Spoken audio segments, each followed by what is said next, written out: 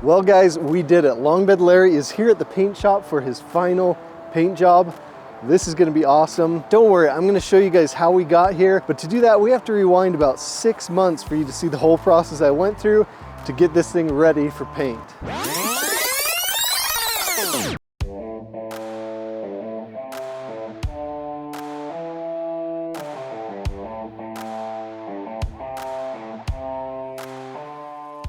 First, we need to remove all the hardware, glass, and just random pieces from all the panels. Luckily, on this truck, most of the panels are in good condition, so we don't need to get down to the bare metal. We'll do a solid sanding job, take care of any minor body work, and prep for paint.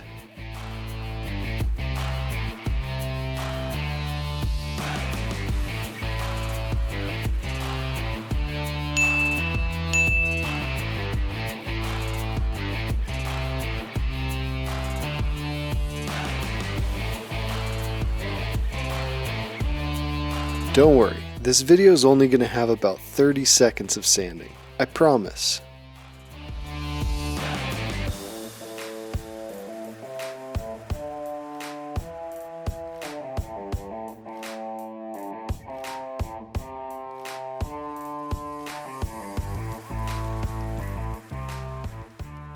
Like I said, the panels were in good shape.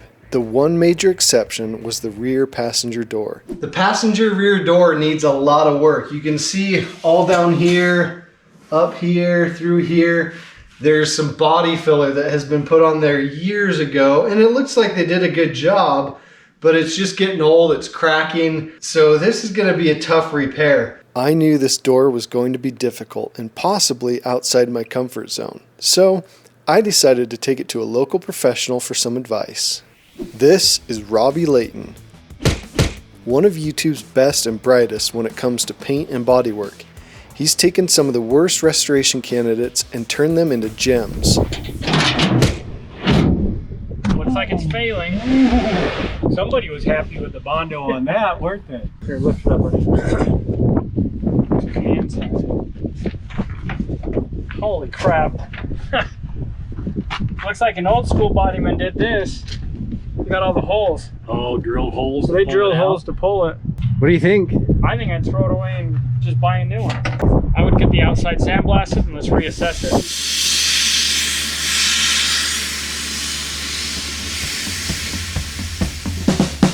All right, so I got the door picked up right back there, all sandblasted. I'm gonna stop by Robbie's and see if he can give me a couple tips on where to start with this. I'm curious to hear his opinion on it though, if it's worse than he thought or if it's not as bad as well. So I'll go talk to him, we'll see what we need to do to start, and we'll get this door all fixed up and ready to go. So I don't think that the camera is going to do justice to how bad this door is. We're going to attempt to salvage it because this is the rear passenger door from Long Bed Larry and they're super hard to find. But there are waves all through the door. You can see all the holes from the previous body work that got put there, all through here,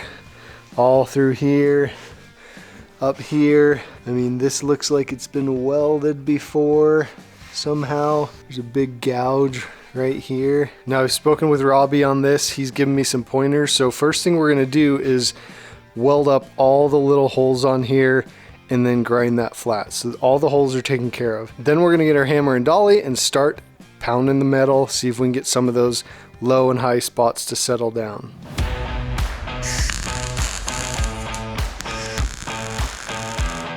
You'll notice that I'm jumping around to random spots as I'm welding.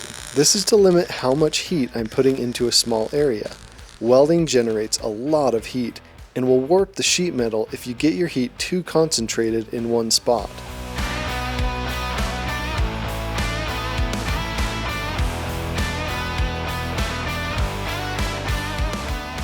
Alright guys, we got all those holes welded up. Let me show you how it turned out.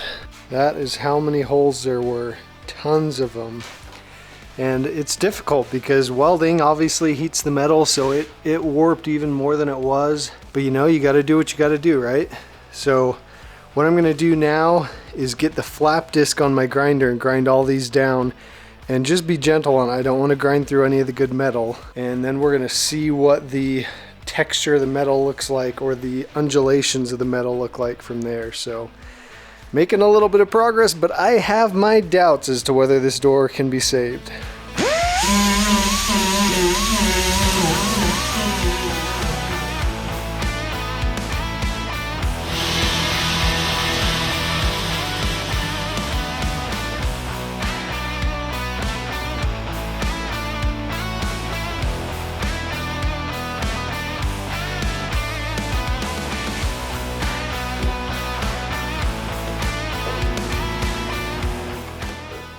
This little guy is called a stud gun. I'll tell you more about him in just a second.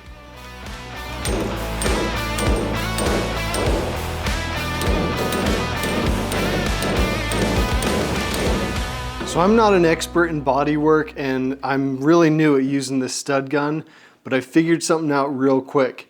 When you use one of these stud guns, your gut reaction is going to be to put the studs right in the deepest part of the dents and pull them out. That's not how you should approach this. What you should do is find, so say there's a valley here, you should put the studs right where the valley starts, pull those out, then put studs closer into the deepest part, pull those out until you get to the deepest part, and then the deepest part will come out as you pull the edges out as well. That's what I'm doing over here. That's what I'm doing with these ones, and it's working really good. So just a little tip if you ever buy one of these stud guns and try it out.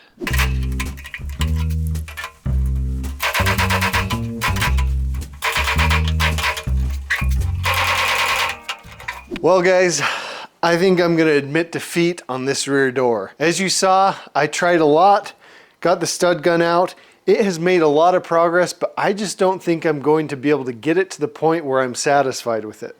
So I found another rear door on Facebook Marketplace. I purchased it. It's shipping here. I don't think it'll make an appearance in this video, but once it's here, I'll get it all prepped and ready for paint so it can go off with the truck to paint. Now that rear door was by far the worst panel in this whole truck, but there's one other spot that really needs some attention.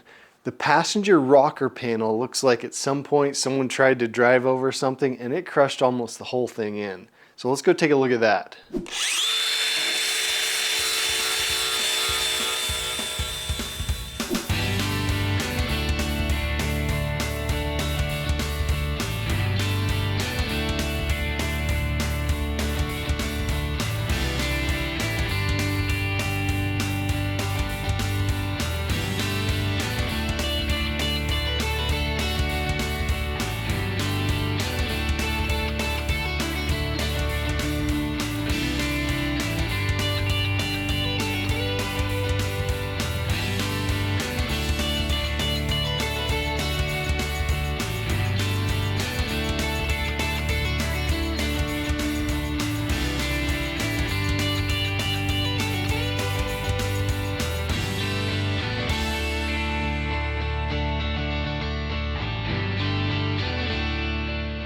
I made a contour jig using the good side. This helped for checking progress and to ensure good shaping of the panel.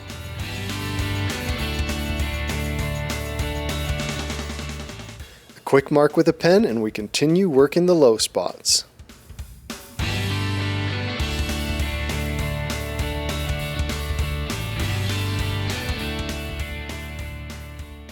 This stud gun is a lot of work.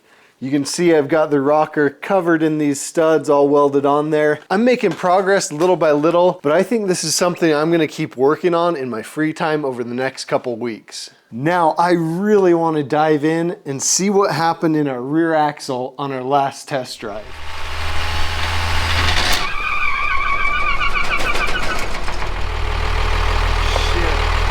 Yeah, that was pretty unsettling when that happened, but I think I have a few ideas of what may have gone wrong, so let's tear the axle apart and see if we can figure it out.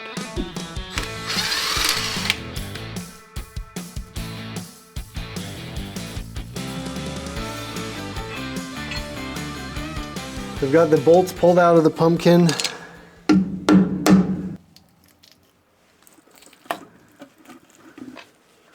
Okay, there's a little bit of fluid coming out, which that's the fluid I put in when I realized it was empty.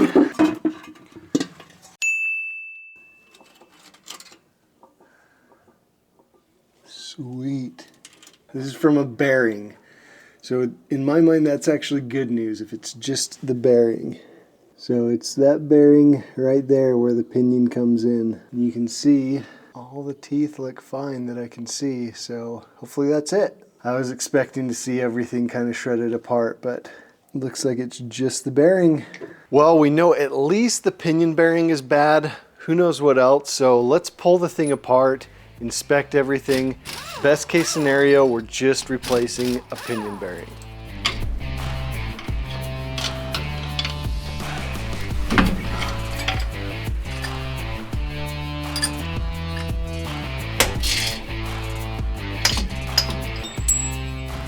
Well, there it is. Oh boy, yeah. All right, I'm gonna get this cleaned out, then we'll take a look at the pinion and the carrier and see what we're dealing with. Well, it looks like I got super lucky. All the splines on all the gears look fine. There's no discoloration. There's metal shards that I need to clean out. On the pinion, again, luckily it looks fine. Just the race for the bearing is all chewed up, but the teeth on the pinion gear is just, it's totally fine. So all we need to do, I think, is just replace the inner bearing for the pinion. I've got one right here, so we're gonna have to cut this race off and then we'll get this new bearing on and we'll throw it back in and hopefully we're good to go.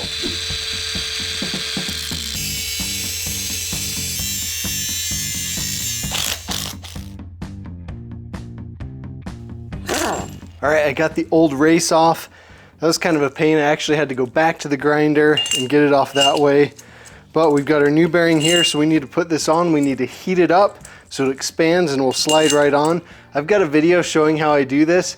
Make sure to check it out if you haven't watched it yet, but this process is pretty simple if you have an oven. All right, got our hot bearing. Something's not right. The heated bearing should slide right on. Well, after weeks of trying to get the correct bearing for this thing, I finally succeeded. And what I figured out with the help of a friend, Charlie, we actually have a Dana 60 in the rear here. So this is a Dana 60 pinion, Dana 60 rear. So I kept getting one for a Dana 70, which is what I thought was in the truck. But now we've got that figured out. I used the oven, heated up the bearing, threw it on here, got a new race for it right here. So we need to drive the race into the differential, put the pinion back in, and we can throw this thing back together.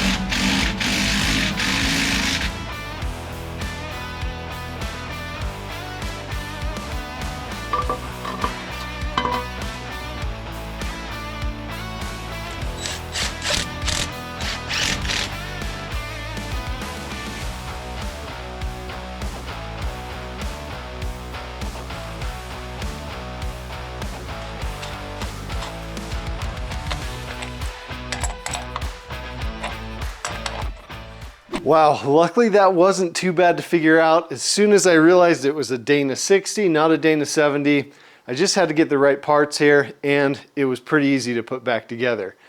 Now that we're done with that, I just had the brand new carpet show up. Ordered this from Rock Auto. It's the Auto Custom Carpets kit. I've used this on various trucks and I really like it. So we gotta prep the interior, we've gotta paint the floor, put some sound deadener down, we gotta put the dash in, then we can put the carpet in, get the seats put back in, and this is almost going to feel like a complete truck.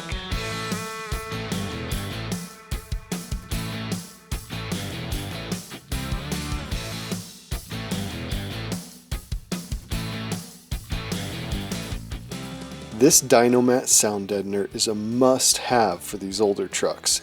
Install's relatively easy and totally worth the effort.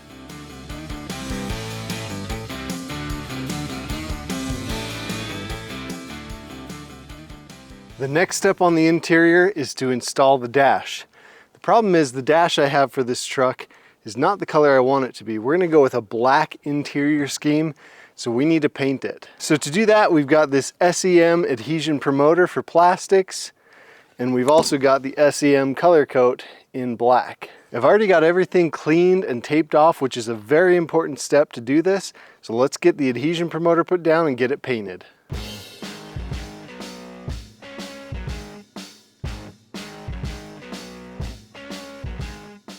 I have a full video on how to use these SEM products. I've used them many times in the past and have always been very satisfied with the results and how the paint holds up.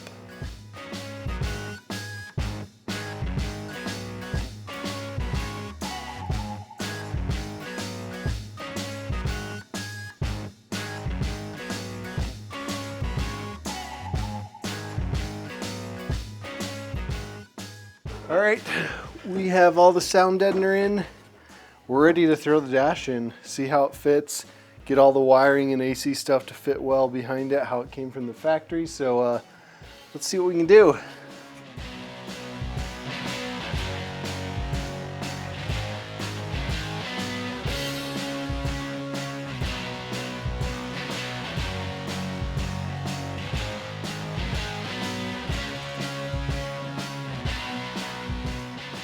Change in plans. I have been dreading painting this truck, finishing the paint job, and I've actually been looking for a painter for the past 6 months or so, but I haven't been able to find someone. Well, I just got a call from one of the guys. He's reasonably priced and he seems to do good work. So we're gonna halt our work on the interior. We're gonna load this thing up and take it to the paint shop. He says he should have it done in 4 to 6 weeks. All right, I have not started this since the fiasco with the rear end, so battery's still good.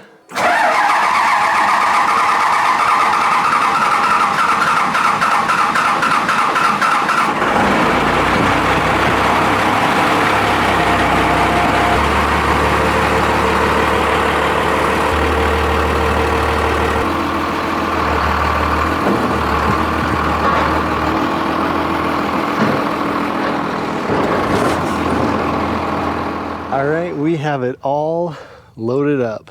We've got the couple trim pieces, the valance and the cowl in there. Obviously the truck, I've got the hood down here, front door down here, and then in the bed I've got another front door and a rear door, and I'm still waiting on my other rear door. Tomorrow, we're taking it to paint. Well guys, we got Long Bed Larry unloaded right here at the paint shop.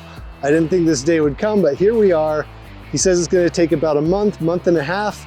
I can't wait to have this thing done. Hope you guys are enjoying this build. We'll see you guys in the next one.